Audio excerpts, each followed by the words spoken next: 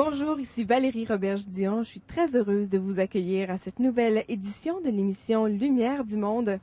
On poursuit notre série spéciale cet automne, Retour sur le Congrès Eucharistique International, qui se déroulait à Québec en juin dernier. Alors, dans la même veine que la semaine passée, on commence par vous présenter un artisan qui a eu une place très spéciale durant le congrès. Il s'agit cette semaine de M. Alain Rioux, l'homme qui a conçu l'ostensoir, magnifique ostensoir qui a été utilisé tout au long de la semaine. Un reportage de Marie-Josée Lavoie.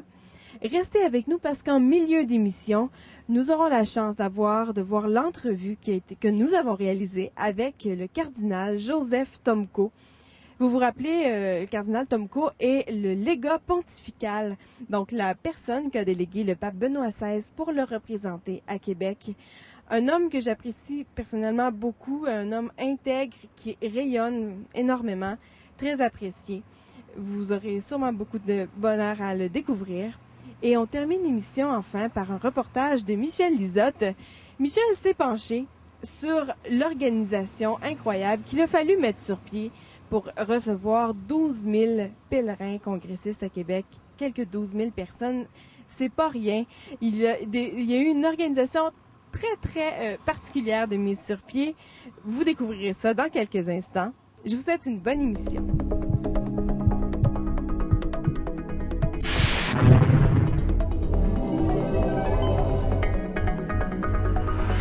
Alain Rioux est cet artisan qui a construit l'Arche de la Nouvelle Alliance, cette petite barque qui a fait le tour du Canada et qui a ouvert plusieurs cœurs sur son passage.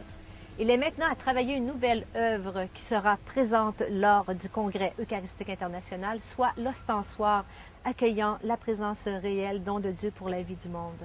Allons donc rencontrer Alain qui s'apprête à terminer l'ostensoir.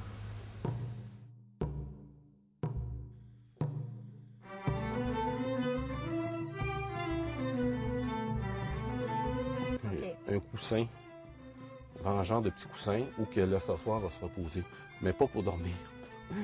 Fait que ça donne un effet de... Parce qu'il faut que j'aille un système d'attache pour faire tenir le tout. Okay. Ici, ça, c'est un support pour l'ostensoir. Il faut que j'aille perforer ça. J'ai pas trouvé encore le comment. Il faut que j'aille perforer ça pour justement aller déposer l'ostensoir. D'accord. On voit une partie ici que je commence à monter. Là. J'ai les bâtons ici. Fait que dans cette... ça va en haut. Là. Ça aussi, ça va pas l'ostensoir. Lui, quand il va être... Là, ça va être la hauteur où l'ostensoir commence. Là. Okay. Ça va monter de 24 pouces. À partir d'ici, ça monte de 24 pouces. Puis quand il devient en bâton de procession, donc, il sera long. Oui, j'ai un tuyau de laiton qui s'en vient ici. Là. Il est en arrière. Je fabrique un système pour que ça soit vissé. Fait que là, il va servir pour la procession. Je vais rentrer ça. Ça va aller à peu près comme ça. Là, j'ai fait un test de solidité. Là. Je ne l'ai pas collé, mais je l'ai juste vu voir si c'est solide ou je recommence cette affaire-là qu'un autre. Fait que l'ostensoir va être vraiment là, quelque chose à angle. Ça donne un peu, moi je dirais que ça donne un peu un effet de croix en même temps. Oui, moi, je vois ça un peu comme une croix. Le fait que le bâton est long, il faut qu'il soit très aligné. Là. Ça va l'air d'un peu d'une croix en même temps. C'est ça qui va être beau.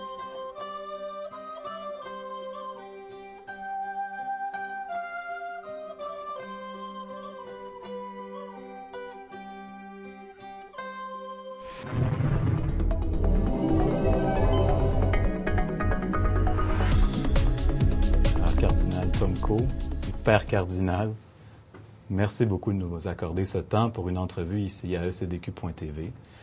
J'aimerais d'abord vous demander votre appréciation de ce que vous avez pu vivre jusqu'à maintenant dans ce 49e Congrès Eucharistique International. Mais ce sont des impressions très profondes, même en comparaison avec les autres congrès que j'ai vécus, parce qu'on a commencé très bien. Ici, la situation elle-même, logistique pour ainsi dire, n'est-ce pas, dans le Colisée qui est préparé à accueillir combien de milliers, n'est-ce pas, de personnes.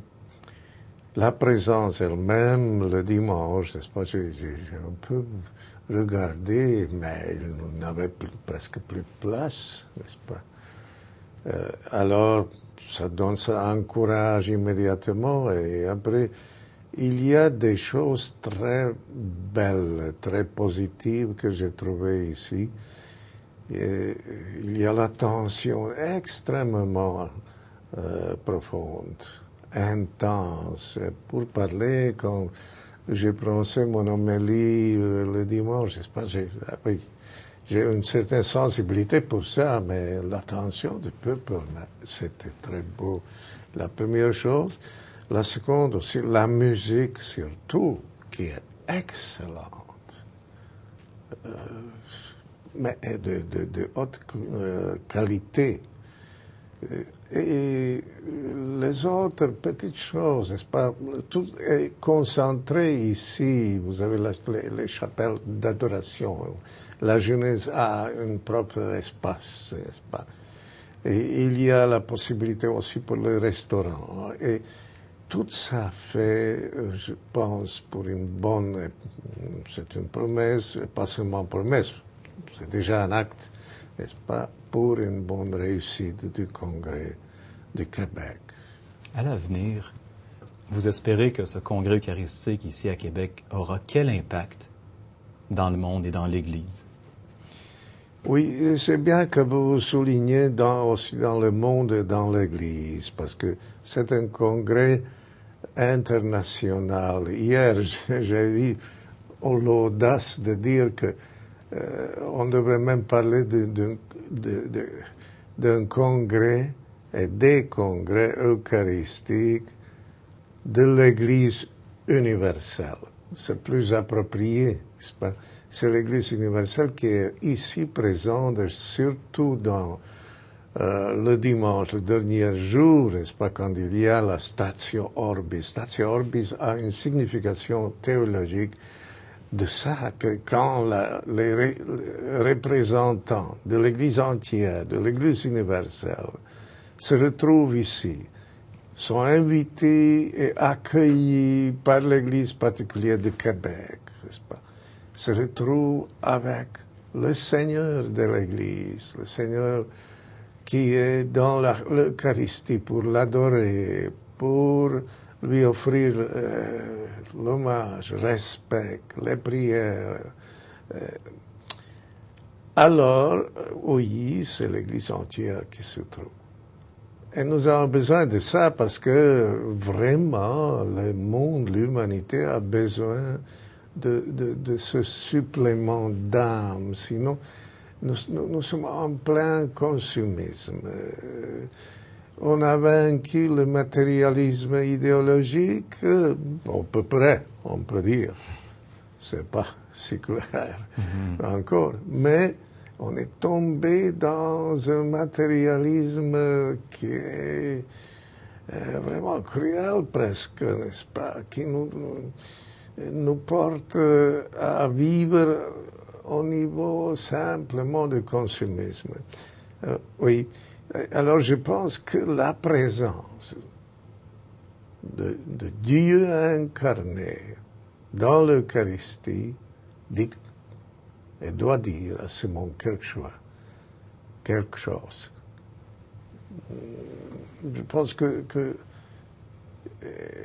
c'est une invitation à l'homme moderne même, parce que c'est une chose très belle que je trouve ici.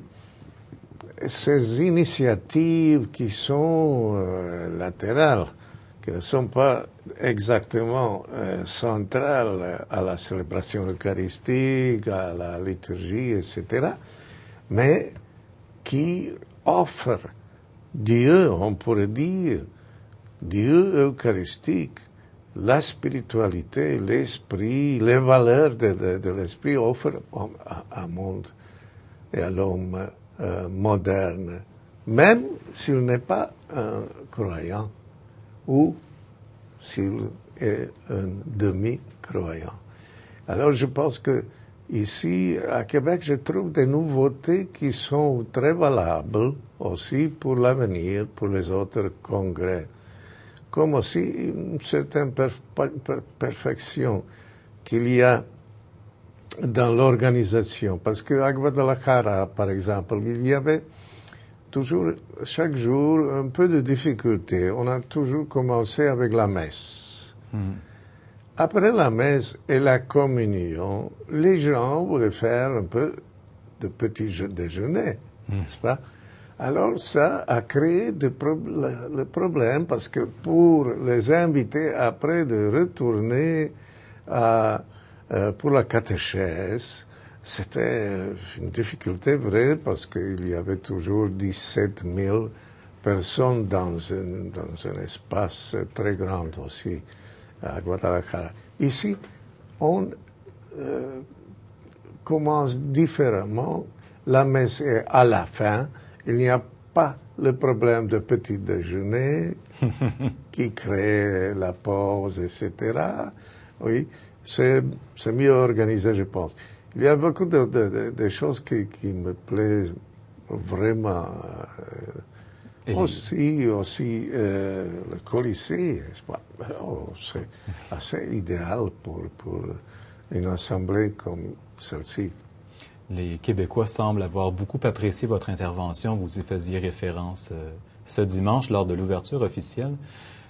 Vous m'avez dit tantôt, avant qu'on entame l'entrevue, que vous étiez très préoccupé par la crise des civilisations occidentales.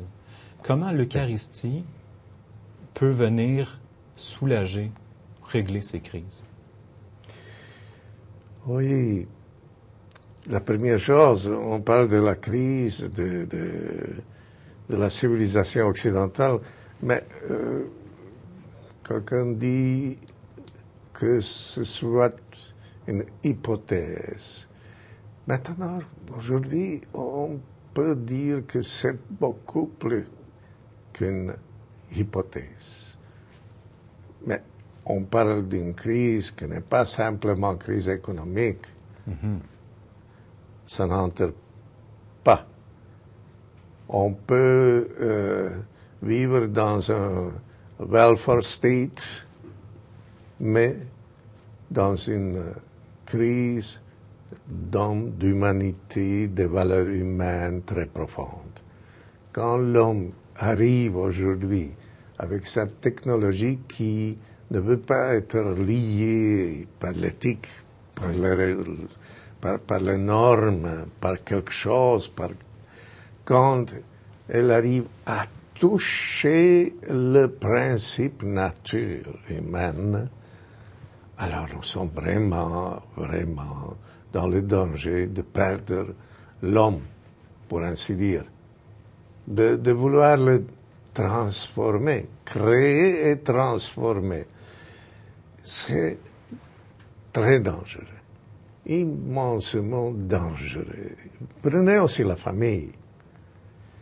L'attaque à la famille naturelle nous fait perdre le contact avec la nature vraie humaine, n'est-ce pas?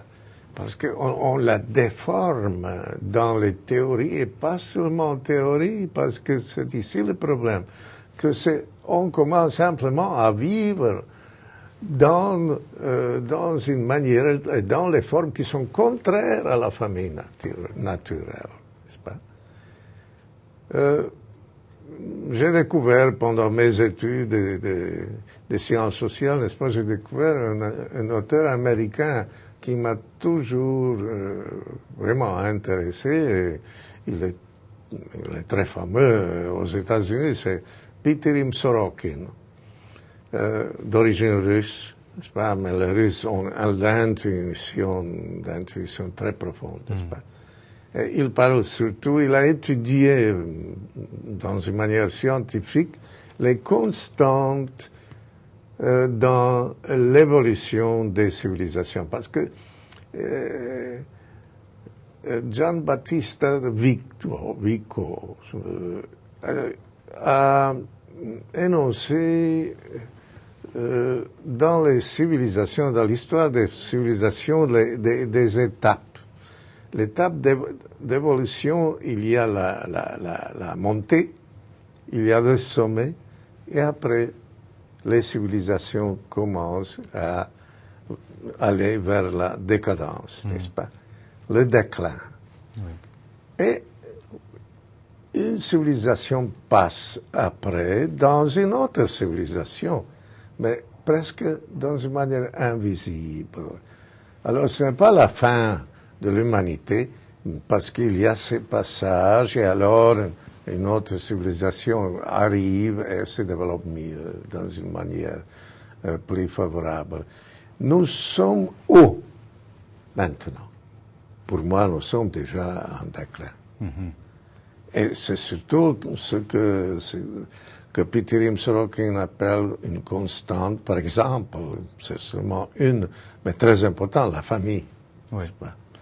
Et après l'homme, comme ça, j'ai nommé seulement 2 signes, qui sont les signes très importants à contrôler, à ne pas laisser aller, ou laisser transformer, laisser détruire, n'est-ce pas? Sinon, on fait dommage à l'homme.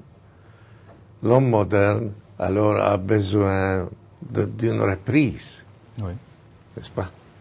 Pour permettre de transformer notre civilisation occidentale, dans une forme meilleure. Cette reprise peut être seulement, dans un retour à ce qui sont les valeurs humaines, profondément humaines, soit pour la personne humaine et pour la nature de l'homme, soit pour la famille. Vous avez parlé avec Benoît XVI, le pape, avant de venir à Québec? Pas immédiatement, parce que je dois revenir, n'est-ce pas, lui dire comment c'était ça, comment on lui comptait, n'est-ce pas, auparavant. Mais oui, on était en contact auparavant, surtout quand il n'était pas si occupé comme maintenant, quand il a été élu le pape, parce qu'on se connaît depuis longtemps. Et est-ce qu'il nourrit des espoirs particuliers avec ces congrès eucharistiques? Par exemple, est-ce qu'il vous a dit une phrase ou quelque chose de précis avant de venir vous le représenter ici? Est-ce qu'il vous a donné une mission particulière? Mais oui, c'est dans la lettre. Oui, mais au-delà de la lettre. Au-delà de la lettre, c'est l'esprit, n'est-ce pas, qui est exprimé même par la lettre, n'est-ce pas? Très bien. Parce que, voyez, le pape Benoît XVI, ce n'est pas si connu, n'est-ce pas, répandu. Il était à l'origine de transformer les congrès eucharistiques. Auparavant, on les a concentrés pratiquement et réduits en quelque manière aussi à la procession et adoration. Aujourd'hui, et depuis le congrès de Munich, et nous sommes en Allemagne, et c'est la ville de Joseph Ratzinger, n'est-ce pas? Oui. C'était en 1964, je pense, n'est-ce pas? Alors, c'était sous disons aussi l'élaboration théologique et liturgique d'un fameux liturgiste allemand qui était Jungmann. Et avec Ratzinger, ils ont proposé une vision du congrès plus profonde, comme Statio Orbis. Statio, ça veut dire que l'Église du monde entier, comme j'ai dit, n'est-ce pas? Alors l'Église universelle se retrouve devant le son Seigneur eucharistique, n'est-ce pas, pour l'adorer, etc., etc. Ça a donné un peu des horizons nouveaux. Alors, c'est dans cet esprit que aussi je vois le Québec comme une chose qui va dans la ligne du pape Benoît XVI et de théologien Joseph Ratzinger. Pour terminer, j'aimerais vous demander, vous poser une question un peu difficile peut-être. Si, vous savez, cet entretien va être sur Internet. Internet, c'est l'accès facile, c'est aussi le monde de la rapidité et du consumérisme dont on parlait tantôt. Les internautes qui vont vous regarder, qui vont regarder cet entretien, quel message fondamental voudriez-vous qu'ils gardent de votre visite à Québec et du Congrès eucharistique? En une phrase ou deux phrases. Que l'homme moderne, que l'Europe, que l'Occident, que le Canada, le monde, l'homme, a un sauveur à redécouvrir, et ce sauveur est présent dans ce monde, est présent comme Christ ressuscité dans le sacrement de l'Eucharistie. Éminence, je vous remercie énormément du temps que vous nous avez accordé.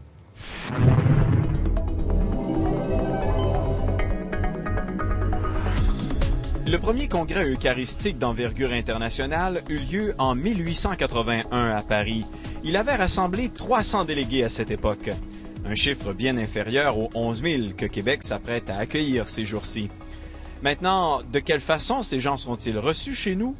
C'est la question à laquelle nous nous sommes intéressés.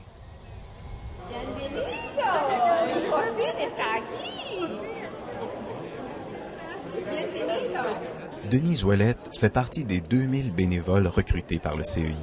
Elle est intégrée dans l'une des deux équipes qui accueillent les congressistes à l'aéroport international Jean-Lesage, près de Québec. Elle a été, pour plusieurs, le premier visage du CEI que nos convives ont aperçu à leur entrée au pays. Je fais de 5h à minuit. Hier, ça a été jusqu'à 1h30 du matin, ce soir et aussi demain soir. Quels sont les premiers commentaires de ces gens-là qui arrivent ici? Ils sont fatigués! En fait, on en a surtout ceux qui arrivent d'Afrique et d'Europe. Vous comprendrez que les heures de sommeil ont été très petites au cours des dernières 24 heures. Et en général, ils sont fatigués mais heureux d'arriver. À l'aéroport, dès que cela est possible, les délégués sont ensuite invités à prendre place à bord d'une navette comme cet autobus. Un service similaire est offert à ceux qui arrivent par la gare du Palais. Une fois que les bagages ont été mis en soute, que tout le monde est monté à bord et a pris place, on se rend directement à la Cité eucharistique, au centre d'accréditation. Là-bas, une équipe impressionnante de près de 50 personnes, dirigée par Chantal Boivin, les accueille. Tout au fond de la salle B, on a notre centre d'accréditation. Il y a là 22 kiosques qui sont montés et qui sont là pour remettre à chacun des pèlerins inscrits au congrès sa carte de congressiste ainsi que le sac du pèlerin pour permettre de lui récupérer tout le matériel utile là, pour profiter du congrès durant la semaine. L'étape suivante est de leur trouver un toit. C'est la responsabilité de Martine Lambert. La majorité des gens qui viennent, qui ont demandé de l'hébergement en famille, sont logés en famille. Alors, ça veut dire l'accueil québécois, l'accueil avec des gens autour, la chaleur humaine. Pour les personnes pour lesquelles on n'avait pas trouvé de place, ils sont hébergés soit à l'Université Laval ou dans des communautés religieuses. Ils vont avoir quand même un accueil intéressant par les gens qui vont côtoyer. C'est un peu différent que dans une famille, mais c'est ceux qui sont bien logés convenablement, à l'abri. Ils ont un minimum de services dans certains cas, mais ils sont quand même bien accueillis, bien logés. À la table de Martine, nous avons rencontré Gisèle et Adèle, deux pèlerines parties de Kamloops en Colombie-Britannique. Adèle est débrouillarde. Avec l'aide de Gisèle, qui a fait une recherche sur Google, elle a réussi à faire le point géographique sur le lieu où elle demeurera. So it's at the corner of Autoroute Charest and Autoroute Duplessis, if I see it correctly. Quant à Adèle, elle n'a toujours aucune idée chez qui elle passera les 8 prochains jours. Okay, so you don't have any name, no address, so it's a complete mystery. That's right. Voici Valérie Lebel de Sainte-Foy. C'est elle qui va reconduire nos deux visiteurs jusqu'à leur famille d'accueil. Toutes les trois ont accepté que nous les suivions. Nous pourrons ainsi être témoins de l'accueil qui sera fait à Adèle.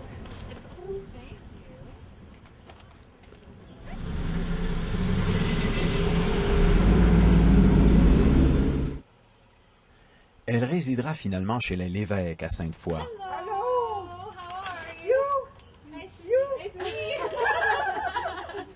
Sans l'hospitalité de ce couple, comme des 400 autres familles de Québec qui ont ouvert leurs portes pour loger des délégués, le CEI aurait eu à faire face à des dépenses considérables.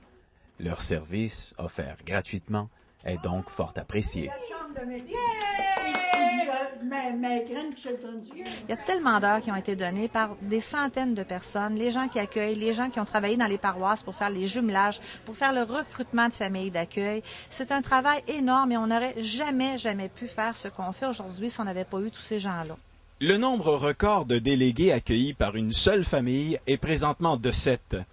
Mais cette marque pourrait bien être battue d'ici la fin du congrès, les délégués continuant d'arriver au cours des prochains jours. Michel Lisotte, ECDQ.tv. Merci d'avoir été des nôtres. On se donne rendez-vous la semaine prochaine pour une autre émission qui portera sur le Congrès eucharistique international de Québec vu de l'intérieur. Aujourd'hui, on vous présentait l'histoire de l'ostensoir qui a eu la vedette, évidemment, durant le Congrès eucharistique. La semaine prochaine, l'histoire du fameux calice. Alors, un objet vraiment réalisé par un orfèvre spécialement pour le Congrès. Par la suite, une entrevue avec le père Nicolas Butet, un Français qui est très apprécié dans le monde. Finalement, un reportage sur les faits saillants de la grandiose cérémonie d'ouverture de ce fameux congrès. Je vous rappelle que vous pouvez revoir cette émission et la panoplie de reportages qui ont été réalisés par notre équipe durant le congrès sur le site www.ecdq.tv. Sur ce, je vous souhaite de passer une excellente semaine. Au revoir.